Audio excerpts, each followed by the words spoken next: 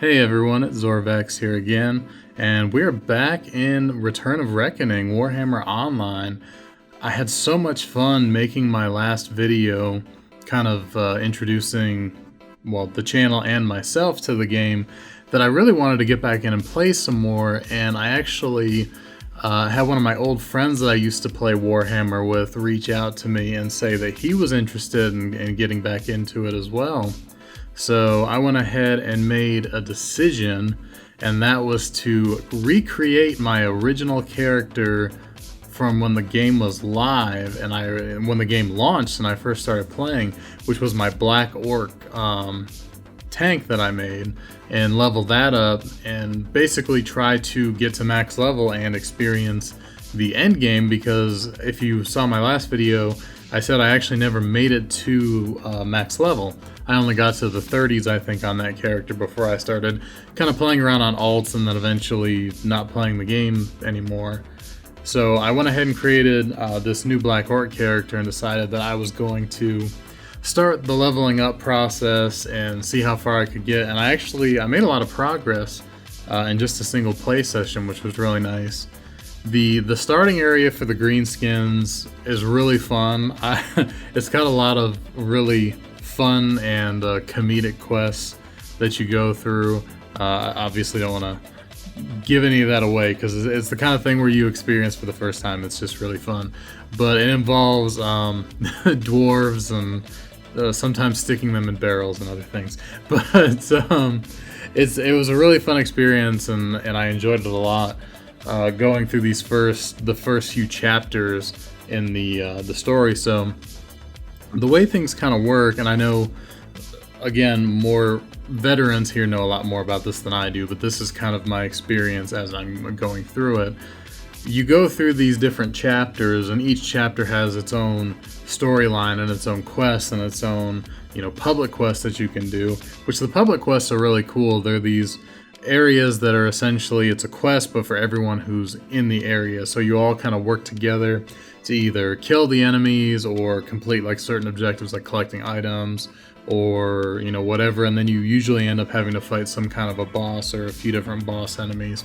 And then once it's all over, there's a chest, and depending on how much you contributed to the public quest, you get a loot bag, which you can choose between some pretty good items. I actually got some really good items in some of these bags. So, and along the way, you also earn influence for that chapter, which allows you to pick rewards from the Rally Master. So there's like 3 different levels of influence as you go through these public quests, and once you hit max, you can get these rewards. And usually it's weapons and armor and potions and other things that will help you, help your character gear up and along your way. So I was going through the quests, and I was doing the regular quest, but also trying to participate in the public quest as much as I could. There were one at least that we had some trouble with because it seemed to be an order versus destruction public quest, and there was no order there to do their side of the public quest. So it was just kind of sitting there with 22 out of 100 orcs that needed to be killed to progress the public quest. And eventually a couple order players did show up, and it moved on. But I did kind of see that as one of the things that could be a potential issue with the imbalance of population of destruction versus order. But from what I've understood from a couple players that I've talked to, that seems to get better towards the end game. There's a lot more of a population, I guess, at the max level than there is at the lower to mid levels.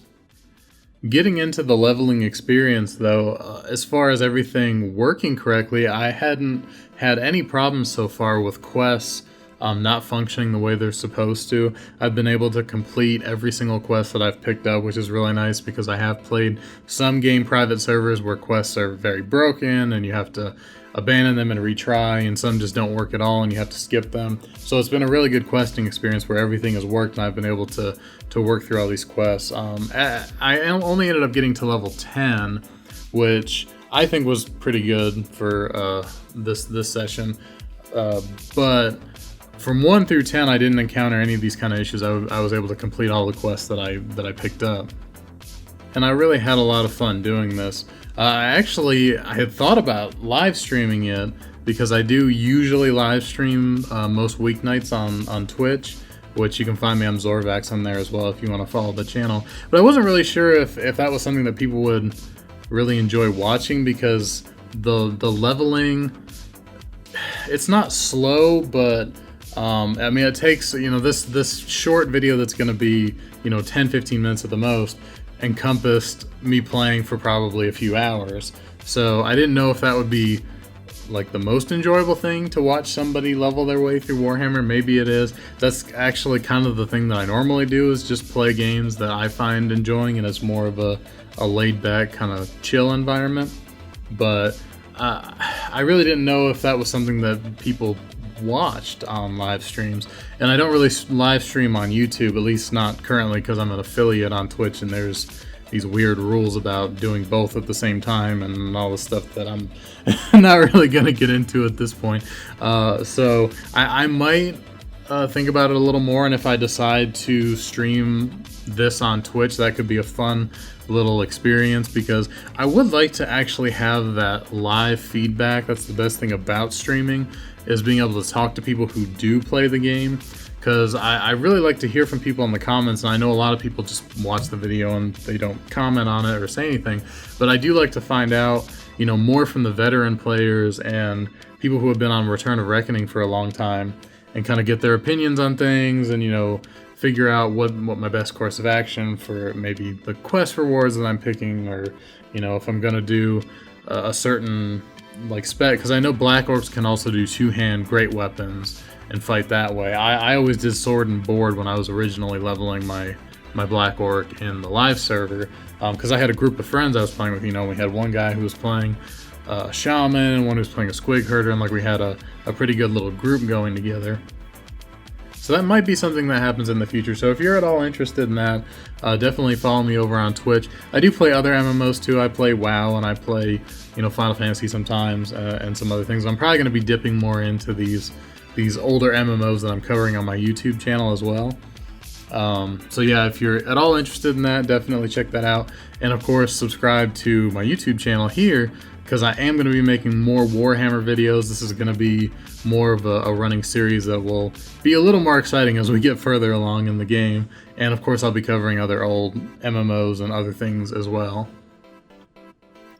But one big question I do have for people who play on Return of Reckoning, is there a lot of endgame stuff besides the RVR going on? Because I don't really know. Are there like dungeons and raids and things to do at endgame? I never really even looked that up before. I guess I probably should have. I mean, I know that there are like things like that to do, but I didn't really know how much they played into endgame, because I know that the whole thing about Warhammer is the RVR.